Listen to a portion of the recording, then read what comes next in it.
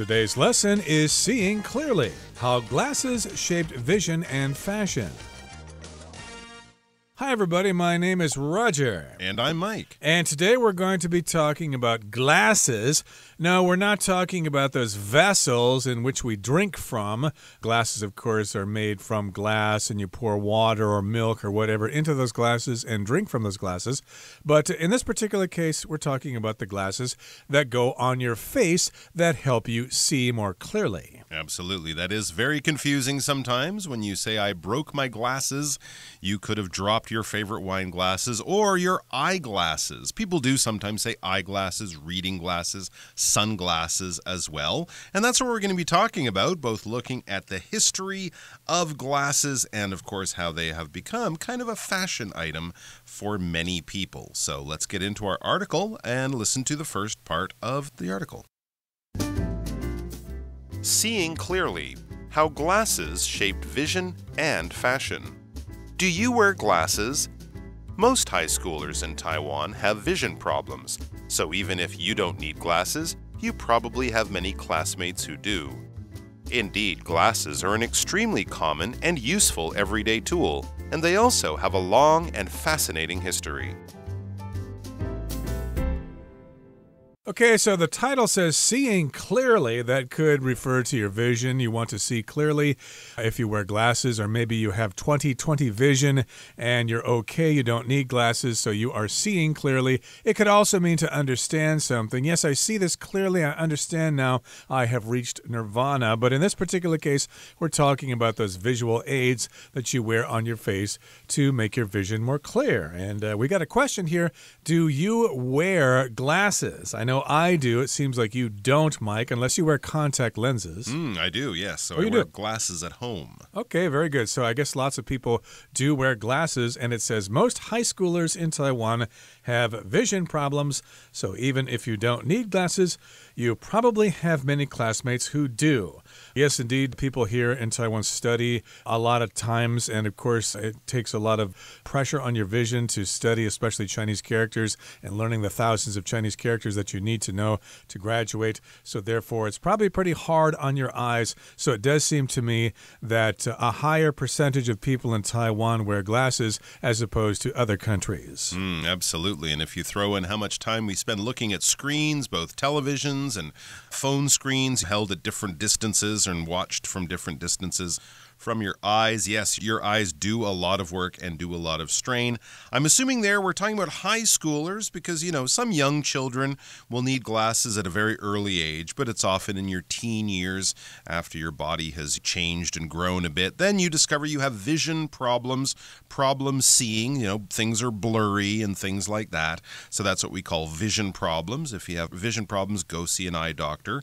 So even if you don't need the glasses, you probably have many classmates who do. Since most high schoolers in Taiwan do wear glasses because of vision problems, we don't have exact numbers here, but when it says most high schoolers, we can be pretty confident that it's over 50%. It's a majority of high schoolers.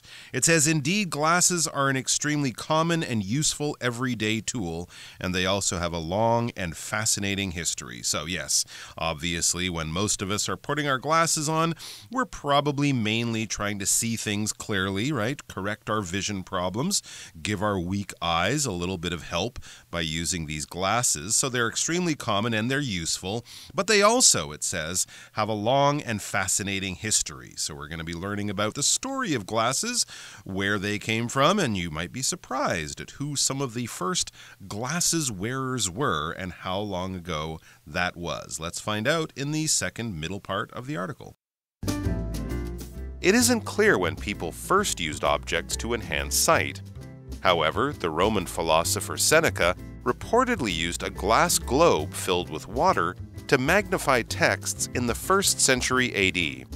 The first eyeglasses, that is, a pair of lenses held in place by frames, were likely produced around 1290 in Italy, with Venice quickly becoming a center of eyeglasses production.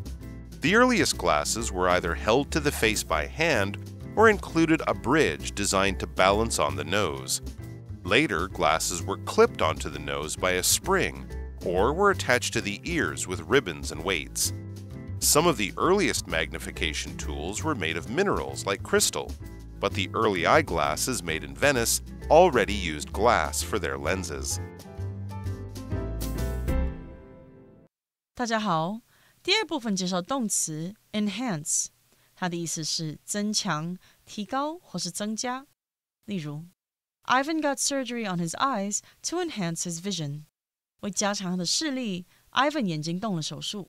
或者 Moving online has enhanced many businesses' ability to make money. 转为网络线上提升了许多企业赚钱的能力。下一个看到名词 philosopher， 表示哲学家。例如 Philosophers think about the world very differently from most people.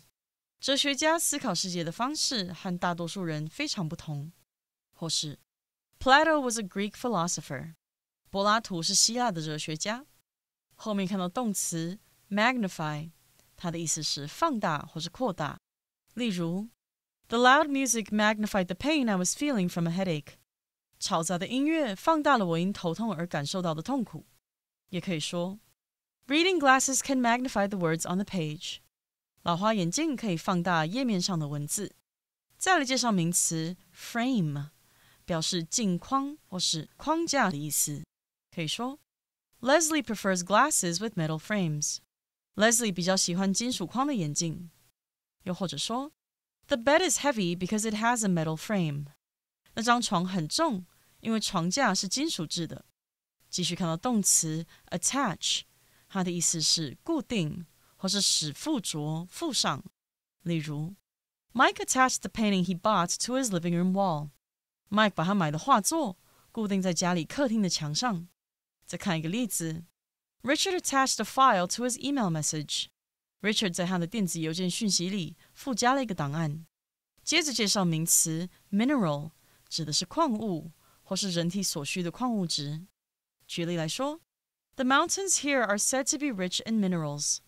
据说这里的山富含矿产。或是 This brand of water is good to drink as it contains lots of minerals. 这个牌子的水适合饮用，因为它含有许多矿物质。再来看到名词 crystal， 表示水晶、结晶体或是水晶玻璃。例如 I bought a rock that is covered with purple crystals and put it in the sun by the window. 我买了一块覆盖着紫色水晶的石头，并把它放在窗边的阳光下。也可以说 My breath turned to ice crystals in the frigid winter air. 我呼出的气体在这严寒的冬天空气中变成结晶。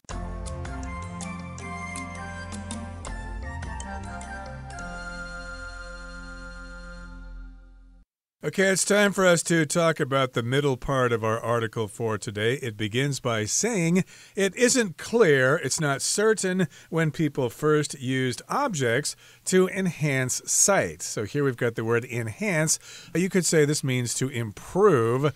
I guess there's some new computer programs out there that can enhance your photographs. If you have an old photograph that's kind of blurry or it's kind of scratched up or whatever, we've got a new program that can enhance the picture, can improve it, you can enhance it in different ways. And yes, indeed, it's been a long time since people have used objects like glasses or whatever as a way to improve or enhance their sight or their vision. However, it says the Roman philosopher Seneca reportedly used a glass globe filled with water to magnify texts in the 1st century AD. And this is a Roman philosopher by the name of Seneca, quite a famous person, a philosopher and a writer, which is, of course, why we know a lot about his life. A philosopher is someone who studies, well, philosophy. They'll be thinking about what we would maybe call in a more casual sort of fun way, the big questions in life. Why are we here? What is our purpose in life? Why do we die? What is love? Things like that. When we think of philosophers from that time, many of us will, of course, go to the Greek philosophers, people like Socrates, Aristotle, Plato. Of course, Confucius is a very famous philosopher from this part of the world. So these kinds of people who are teachers, writers, and mainly thinkers, thinking about the human condition and all the mysteries of life. So here's Seneca, and he reportedly, of course, being a man who probably read and wrote a lot, he might have needed some help with his eyes. I guess doing these things to candlelight, which would be a big strain strain on your eyes. So he discovered if he used a glass globe, that would be basically a glass ball filled with water, he used it to magnify texts way back in the 1st century. So basically, yes, a glass ball, a glass globe filled with water, and it would magnify. When you magnify something, you're making it bigger, right? You use a magnifying glass, like the kind of thing Sherlock Holmes uses to look for fingerprints at the crime scene, and you, of course, make it louder, make it bigger, make it more, make it greater, increase it in power or value or something like that. Indeed, and as Mike said, if you want to magnify things, you can use a magnifying glass. You hold it in your hand, you look through the lens, and it makes things look bigger.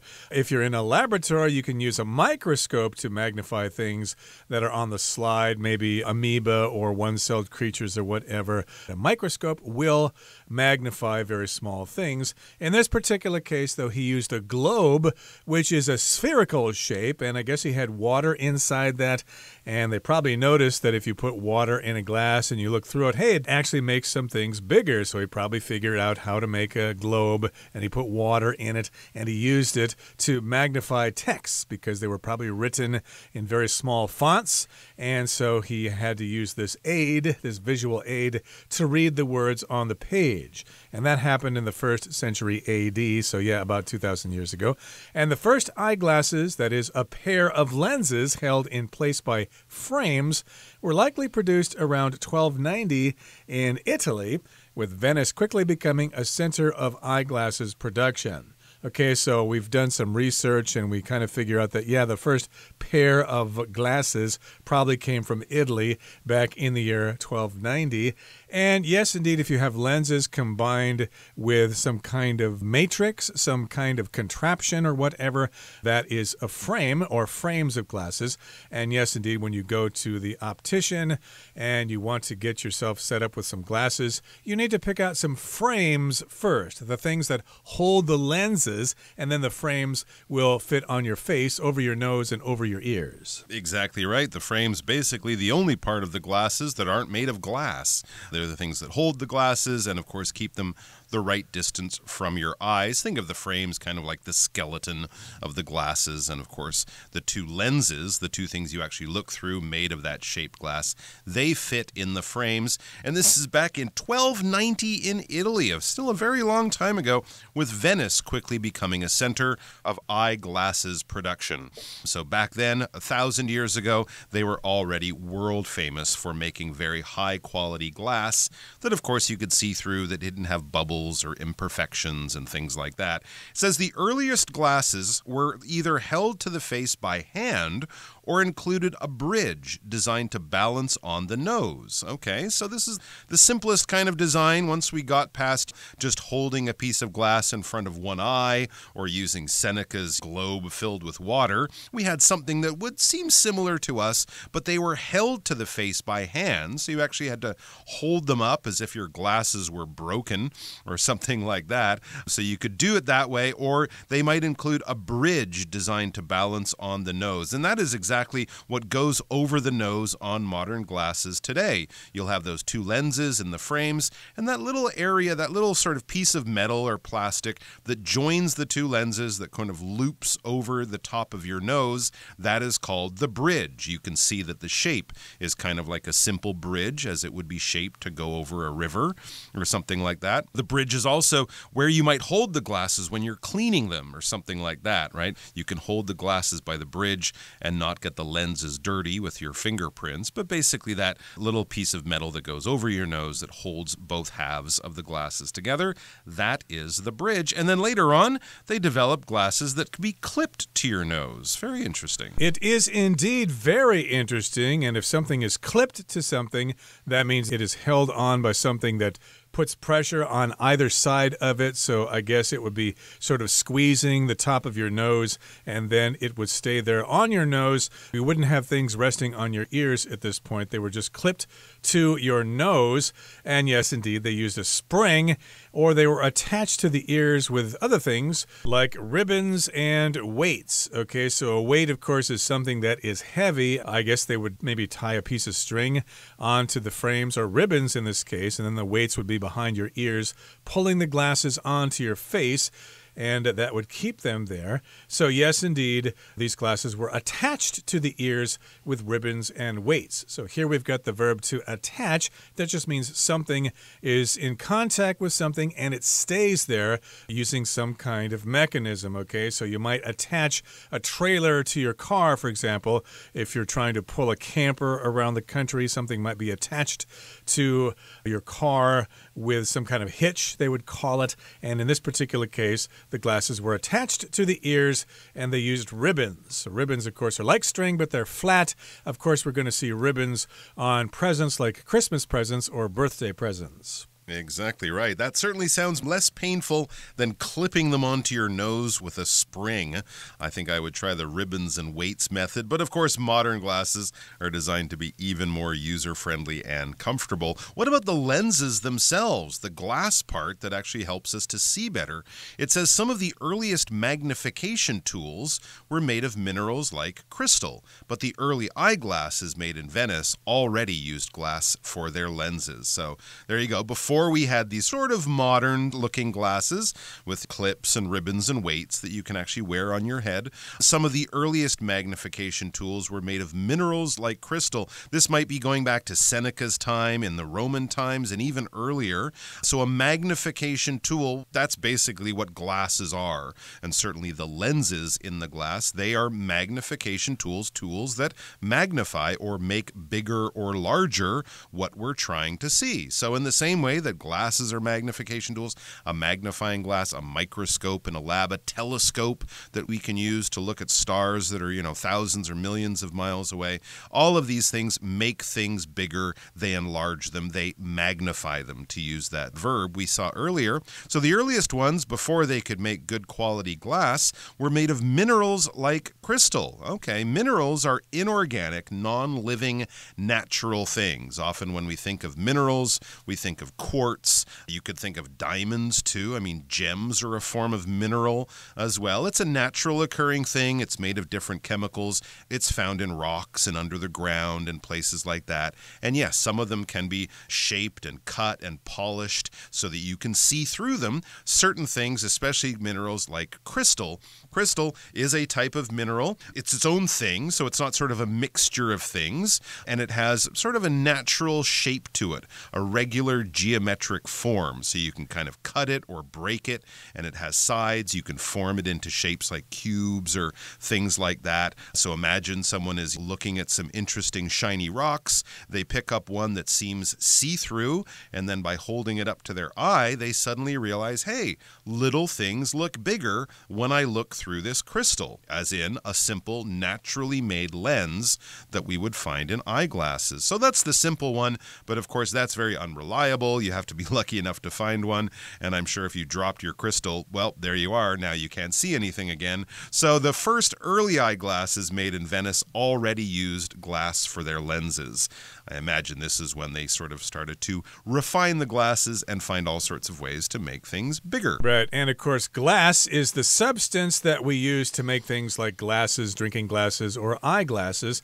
And crystal, of course, is 水晶, as you know, in Chinese. Okay, that brings us to the end of the second part of our explanation for today.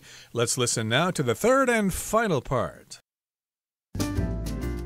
Additional advances in lenses then came slowly over time. For example, the first lenses for nearsightedness were made in the 15th century, while Benjamin Franklin is believed to have invented the first bifocals in the 1700s. 第三部分看到名词 bifocal 表示双光眼镜、双焦眼镜或是双焦镜片。可以说 Bifocals help people see both near and far distances clearly. 双焦眼镜帮助人们看清近距和远距。最后一个例子 The doctor recommended bifocals to improve Mia's vision for different distances. 医生建议 Mia 戴双焦眼镜来改善不同距离的视力。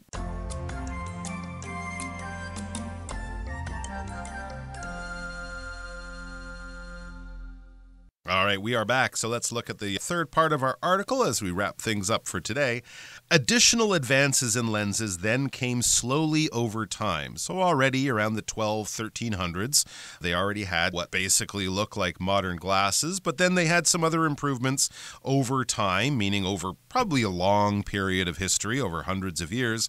For example, the first lenses for nearsightedness were made in the 15th century, while Benjamin Franklin is believed to have invented the first bifocals in the 1700s. So there you go. The first lenses for nearsightedness. Now, Roger, you can correct me if I'm wrong here. That means you can't see things that are far away. That's right. Isn't you can that see right? things that are closer. You're nearsighted in that case. And yes, the first lenses for nearsightedness were made way back in the 1400s. And Ben Franklin, of course, in Philadelphia there, lots of people believe he invented the first bifocals. Bifocals are glasses that have two different measurements in the lenses. We also have trifocals, which have three areas that you can use. Or my glasses are actually progressive lenses where they don't have distinct divisions between the areas. It just kind of gradually changes as you look down, and that actually helps vision quite a bit. So that brings us to the end of our explanation for today. Here comes Hanny.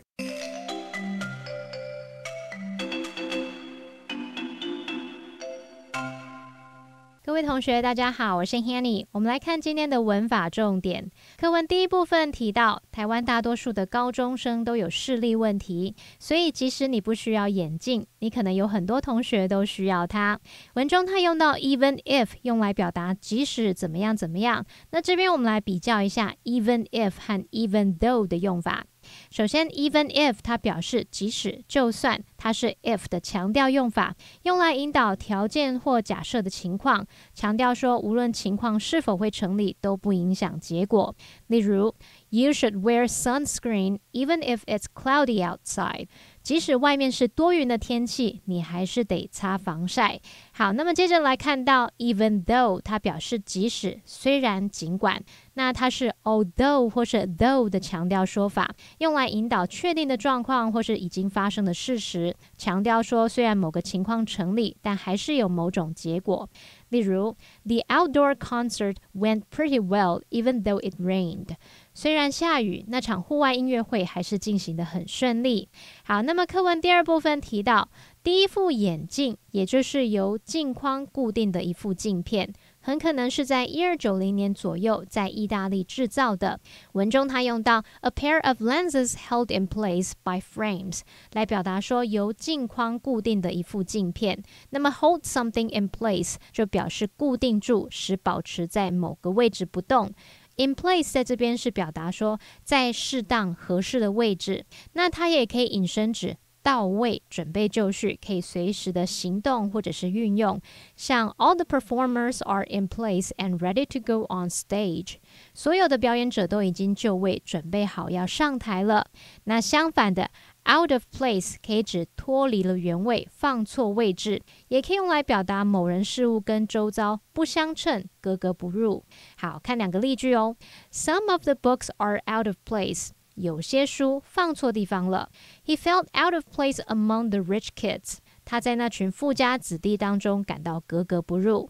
那么另外文中他有用到副词 likely 来表达很可能或是可能的。这个 likely 其实也可以当形容词表达可能的，表示几率很高。它的前面还可以加上 more, less 或是 very 等等来修饰可能的程度。我们来看看常用的句型有两种。第一种是It is likely 加上 that 子句，其中的 that 可以省略不用。例如 It is highly likely that Ross will win the match。 Ross 非常有可能会赢得比赛。好，那第二个句型是主词加上 be likely to 加原形动词，所以像刚刚的例句也可以写作 Ross is highly likely to win the match。 好，那么以上今天重点整理，我们就来回顾今天的单字吧。 Enhance. Some fresh herbs and lemon juice would really enhance the flavor of this dish. Philosopher.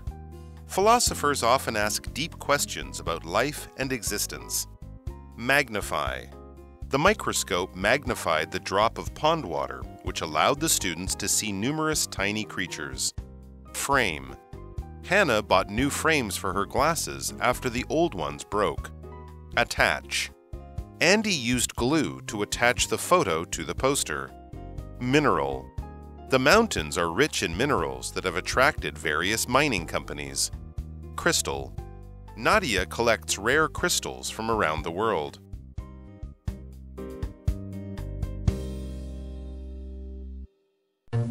Well, that brings us to the end of another edition of our program, and please make sure you join us again next time. From all of us here, I am Roger. I am Mike. See you next time.